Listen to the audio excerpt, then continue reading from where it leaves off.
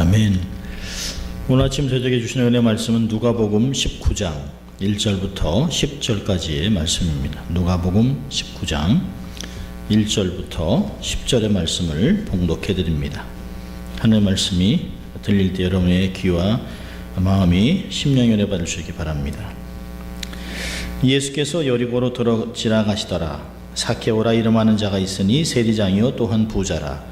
저가 예수께서 어떠한 사람인가 하여 보고자 하되 키가 작고 사람이 많아 할 수 없어 앞으로 달려가 보기 위하여 뽕나무에 올라가니 이는 예수께서 그리로 지나가게 되미리라.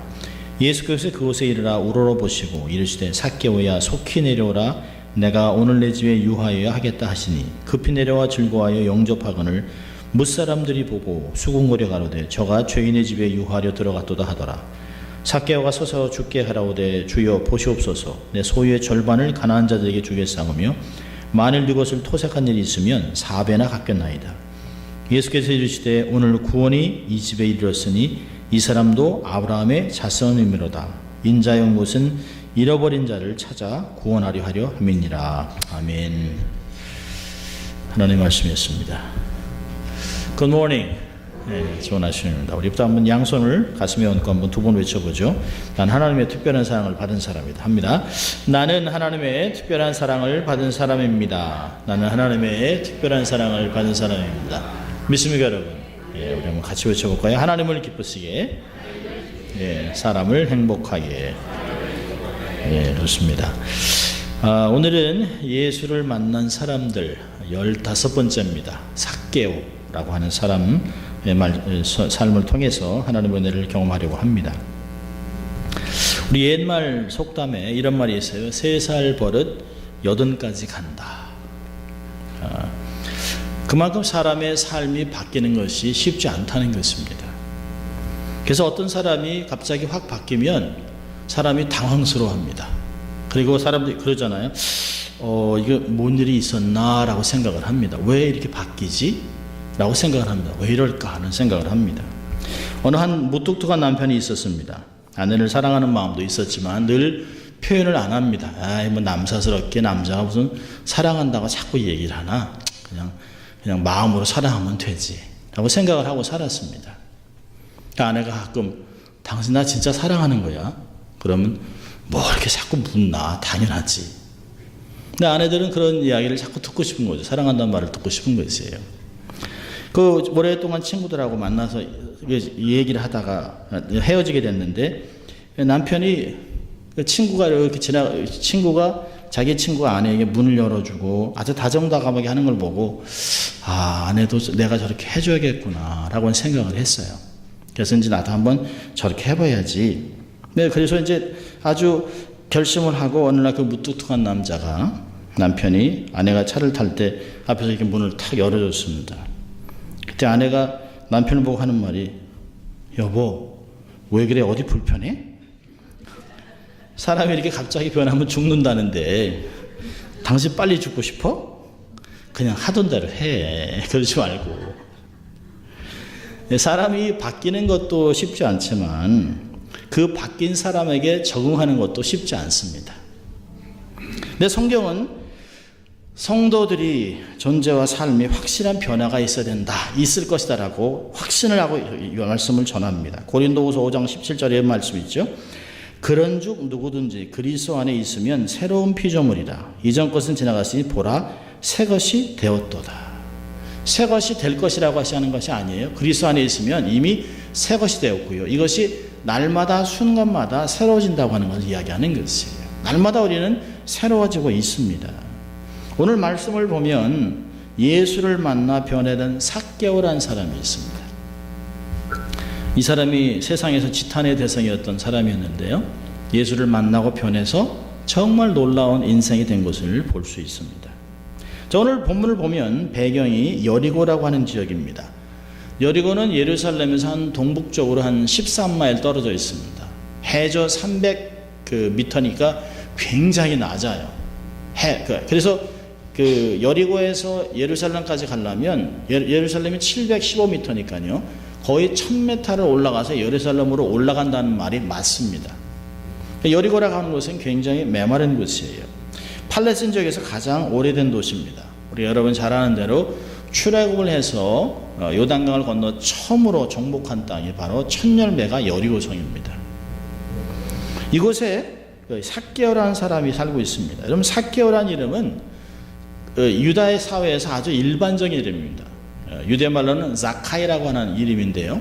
나사로만큼이나 굉장히 이름이 많아요. 나사로 같은 뭐 철수, 명의 이런 식으로 굉장히 이름이 아주 흔한 이름입니다. 자카이라고 하는 말이 굉장히 많아요. 일반적인 이름입니다. 근데 이 삭개오라는 그 이름의 뜻이 순수하다, 정결하다는 뜻입니다. 의롭다 그런 뜻입니다. 그런 걸 보면 삭개오의 부모는 그 아들이 그렇게 살기를 바랬던 것이죠. 정말 의롭고 정결하고 깨끗한 인생을 삶을 살기를 원했습니다. 이 이름이 삭개오라고 하는 것을 보면 이 사람은 전통적인 유대인 혈통을 갖고 있는 사람입니다. 본문은 이 삭개오를 세 가지로 묘사하고 있습니다. 세리장이었다, 부자였다, 키가 작다. 그럼 세리장이라는 건 뭘까요? 세리라는 것은 직업은 세금을 걷는 일입니다.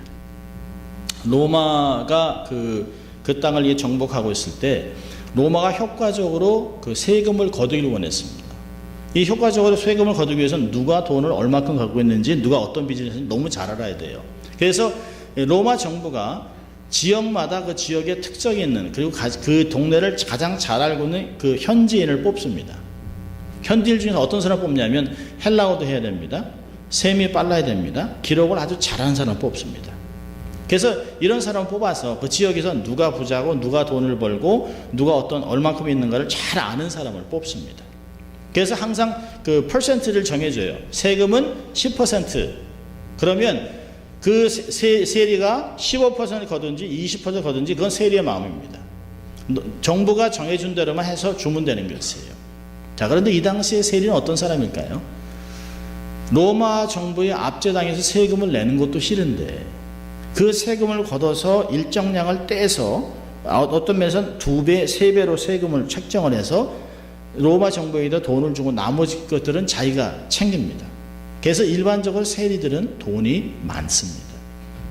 그러니까 이런 세리들을 그 당시에는 매국노, 또 죄인이라고 얘기했습니다. 배신자.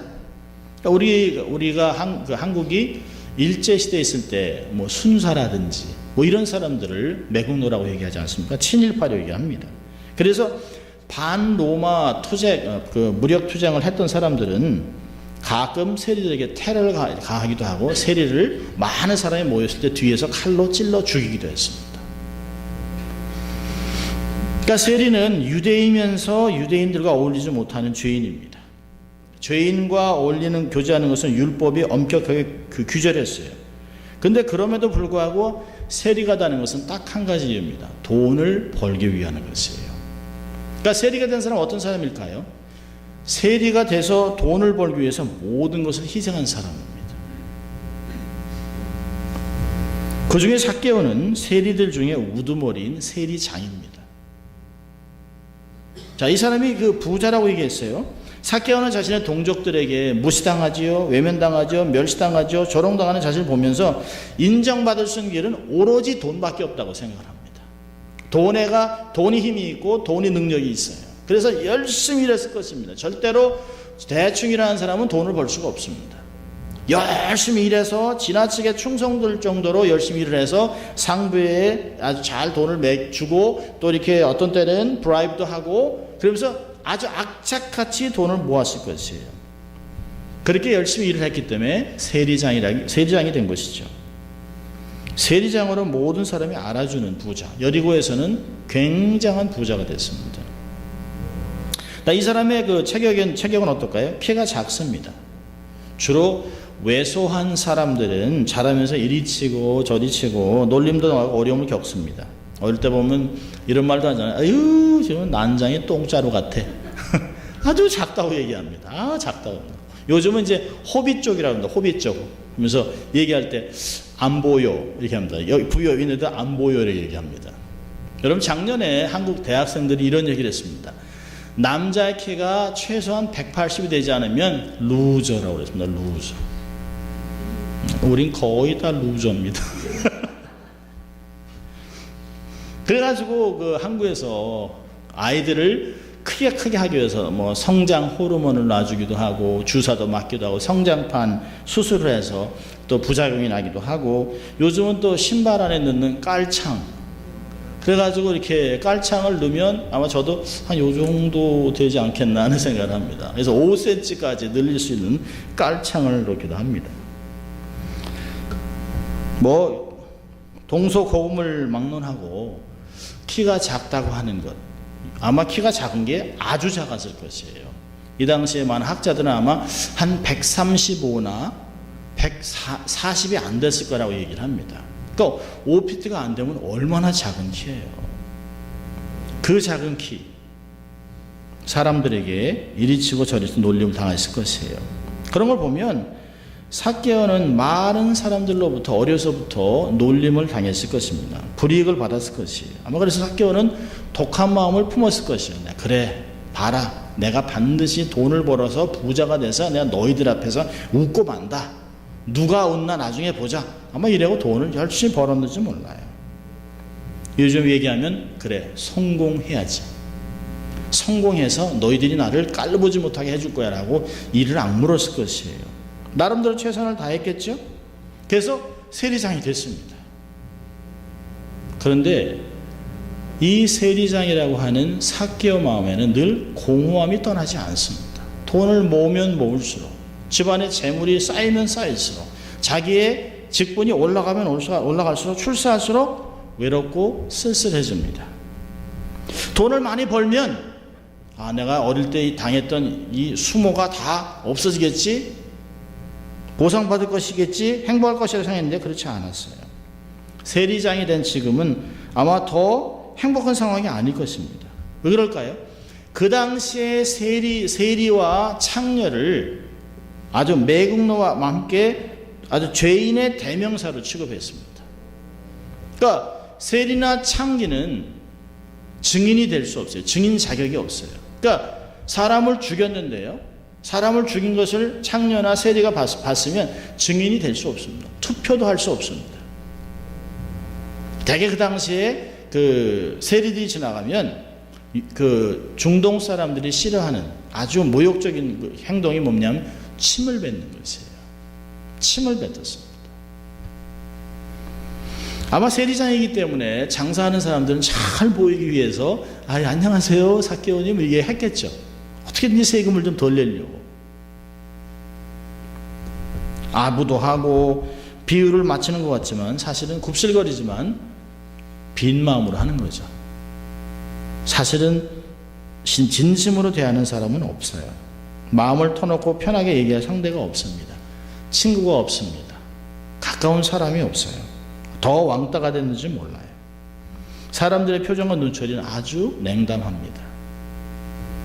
여러분 누가복음 18장을 한번 가보세요. 18장을 보면 기도를 이야기한 후에 그 세리와 바리새인의 기도를 드러내고 있습니다.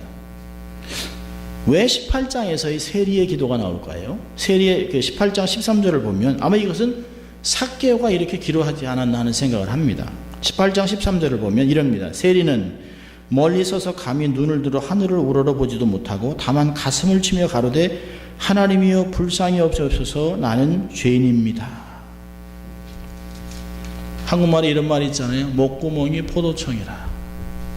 살기 위해 하지만 할수록 내가 유대인으로서 이게 할 일인가? 내가 할 일인가? 라고 생각하면서 마음 안에 하나님 내가 어떻게 해야 됩니까? 이거 어떻게 해? 라고 하는 마음들이 있었을 것이에요. 누가복음 18장에 있는 세리의 기도는 바로 삭개오의 기도예요. 그 당시의 세리들. 여러분 마태도 이름이 레위입니다.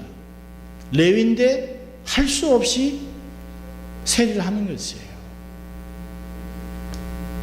이렇게 돈 벌었지만 사회에서 이렇게 막 멸실당하지만 그 마음 안에 하나님 나도 유대인인데 나도 언약 백성인데 라고 하는 마음들이 있어요.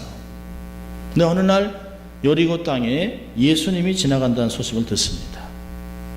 그러니까 예수님에 대한 얘기를 많이 들었겠죠. 예수님이 부자나 잘나가는 정치인들과 종교인들하고 친구가 되는 게 아니라 정말 죄인, 창녀, 세리라고 하는 친구가 됐다는 걸 들었습니다. 그 제자 중에는 자기가 잘 알고 있는 세리 마태도 있습니다. 또 창기도 만났습니다. 이 사마리아 여인을 만나줬습니다. 사회적으로 소외되고 정말 죄인 취급당하는 사람들을 많이 만나줬다는 얘기를 들었습니다. 그러면서 예수님을 정말 보고 싶었습니다. 평상시에 예수님이 어떤 분인지 보고 싶어서 이 삭개오가 달려갑니다. 사실 19장을 보면 19장 3절에 삭개오가 예수께서 어떠한 사람인가 하여 보고자 하되 키가 작고 사람이 많아 할 수 없어 앞으로 달려가. 여기 중요한 단어가 있어요. 달려가 뽕나무에 올라가니 라고 하는 단어가 있습니다. 사실 세리장이라면 나이가 한 40은 됐을 것이에요. 중동 지방에서 성인이 많은 사람이 있는 데서 달려가는 것은 사실 수치스러운 것입니다. 더군다나 힘있고 부자인 사람이 사람들 앞에서 달리는 것도 그렇지만 나무 위로 올라가는 것 자체도 수치감입니다. 그런데 이런 사회적이나 문화적인 요소가 절대 이 삭개오에게는 장애물이 될 수가 없었어요. 정말 예수님 보려고 갔는데 사람이 너무 많습니다. 너무 많은데 비집고 들어갈 수가 없어요. 왜냐하면 자기는 세리장이기 때문에. 만약에 세리장이 여기서 사람들 저도 좀 보고 싶다고 막 밀고 들어가면 어디서 칼이 날라올지도 몰라요.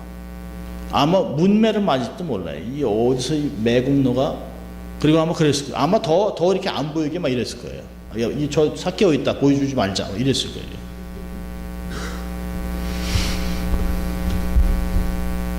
할 수 없이 그는 나무 위로 올라갑니다.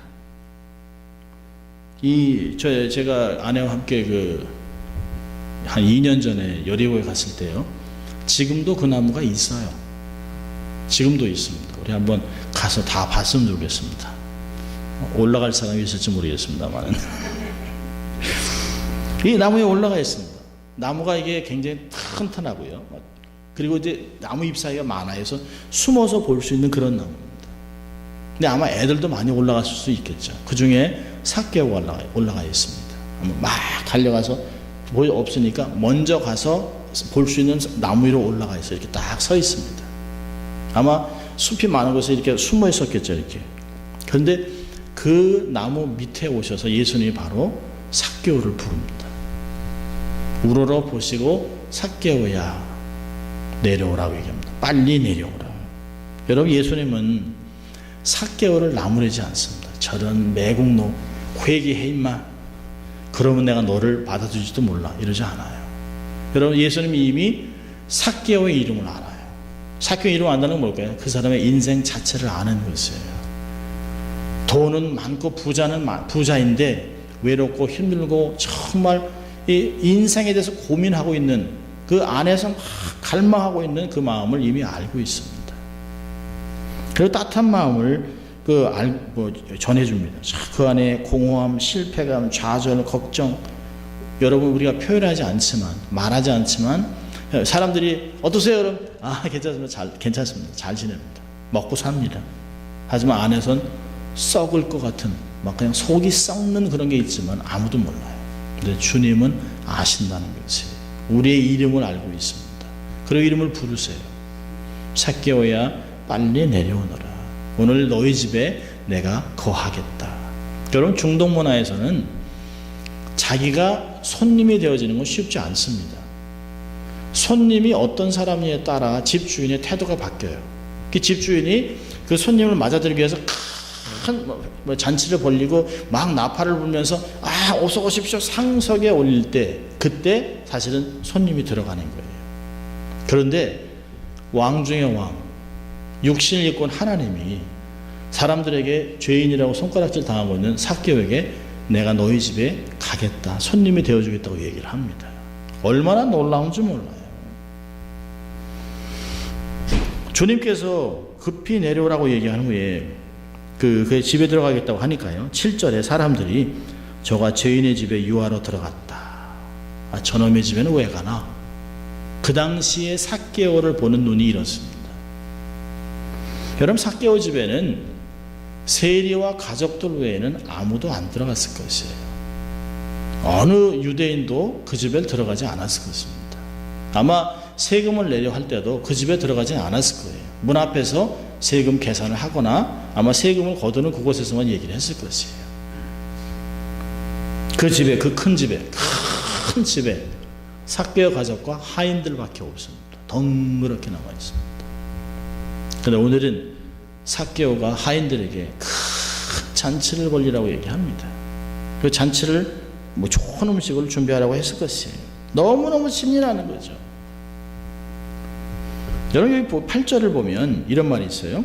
8절에 삭개오가 서서 주여 주께 여짜오되 주여 보시옵소서라고 하지만 사실은 이 앞에 중요한 단어가 그 한국말에는 없습니다.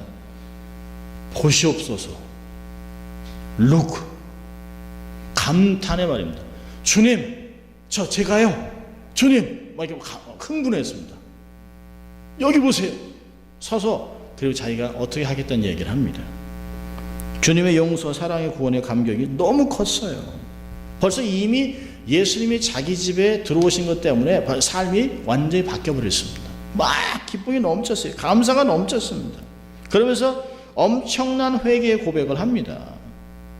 두 가지 얘기잖아요. 내 소유의 절반을 가난한 사람들에게 주겠습니다. 여러분 가치관이 바뀌었어요. 삭개오에게는 돈보다 중요한 게 없었습니다. 성공하기 위해서는 돈을 벌어야 되는 것이에요. 돈을 줘야 되는 거예요. 거기에 힘이 있어요. 그런데 주님의 사랑을 경험하고 나니까 그 목숨 걸고 사람들이 욕을 먹으면서 벌었던 돈이 그렇게 중요한 게 아니에요. 자기 재산의 반을 주겠다고 얘기합니다. 그 당시에 서민들의 실업률이 50%입니다.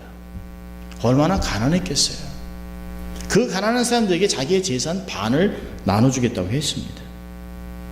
자신에게 더 이상 의미와 행복을 주지 않는 돈에 가치를 두지 않고 있습니다. 또요, 네 것을 토색한 일이 있으면 네 배로 갚겠다는 것이에요. 하나님의 율법으로는 부정하게 취한 거 줄 때는 20%를 더 해줍니다. 5분의 1을 더 해서 줘요. 근데 남의 것을 도적질 했으면 짐승의 종류에 따라서 4배, 5배를 줍니다. 이 말이 뭘까요? 율법과는 다르게 살았던 사람이 다시 율법 안으로 들어왔다는 거예요. 자기가 어떻게 살아야 되는지를 율법 안으로 들어왔어요. 언약의 백성이 되는 것이에요.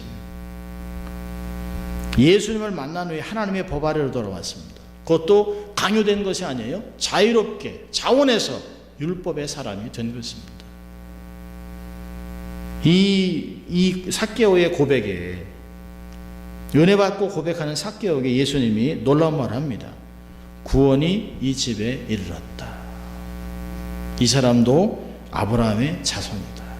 그리고 당신의 삶의 목적이 이렇게 얘기합니다.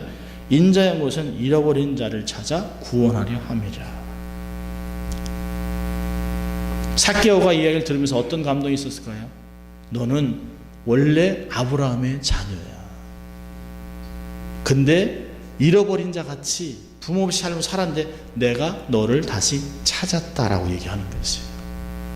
이 말을 얼마나 감동됐겠습니까? 우리가 평범하게 읽을 말씀이 아닙니다. 이 집에 삭개오뿐만 아니라 이게 일반적으로 유대인들이 사용하는 그 방식입니다. 주 예수를 믿으라 그러면 너와 내 집이 구원을 받으리라. 사도행전 16장에 얘기하잖아요. 여기서 마찬가지예요. 삭개오야 너와 내 집에 구원이 임했다. 삭개오만 있었겠습니까? 삭개오와 가족들과 모든 하인들이 엄청난 감동을 경험했을 것이에요. 남들은 죽일로 하이라고 매국노라고 하는데 이 사람이 아브라함의 자손이라고 얘기를 합니다. 우리도 그런 사람들입니다. 자, 두 가지만 교훈을 보려고 합니다. 첫째로 주 안에서 자유하십시오. 주 안에서 자유하십시오. 여러분 삭개오는 더 이상 세리장으로 능력을 보일 필요가 없어요. 돈 갖고 힘 자랑할 필요가 없어요. 성공, 외물, 재물, 외모가 나를 대변하지 않습니다. 주님을 만나면 더 이상 욕망과 야망이 필요 없어요. 그걸로 살아가지 않습니다. 왜요? 가치 기준이 바뀌었기 때문에. 나의 나된 것은 하나님의 은혜지 돈과 재물과 외모가 아니라는 것이에요. 요한복음 8장 30절에 그랬습니다. 진리를 알지니 진리가 너희를 자유케 하리라. 내게 재물이 있든 없든 학력이 있든 없든 지위가 있든 없든 중요하지 않아요. 내 삶에 이 세상보다 큰 하나님이 계시기 때문에 내가 자유로울 수 있다는 것이에요. 자연스럽게 살아갈 수 있어요. 포장하지 마세요. 위장하지 마세요. 척할 필요가 없습니다. 왜 우리가 자유하지 못할까요? 첫째로는 비교하기 때문에 그렇습니다. 왜 우리의 삶에 콤플렉스가 생길까요? 난 가난한 것 같아. 아니 새 차를 사고 지나가다가 옆에 램보기니 같은 차 들어가면 난 너무 가난해. 아니 왜 그래요?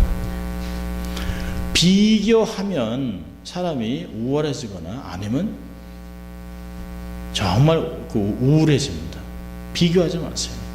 콤플렉스는 비교하는 데서 오는 것이에요. 두 번째로는 자기의 참모습을 발견하고 수용하세요. I am me. 나는 나잖아요. You don't have to be somebody.